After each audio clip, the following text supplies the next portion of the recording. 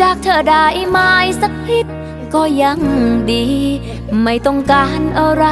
มากกว่านี้เลยขอแค่ข้อความไม่ต้องมากมายให้พอเล่นได้บอกว่าคิดถึงกันมันอาจจะเป็นแค่คำสั้นๆแต่คือกำลังใจมันอาจจะเป็นแค่คำสั้นๆแต่คือกำลังใจ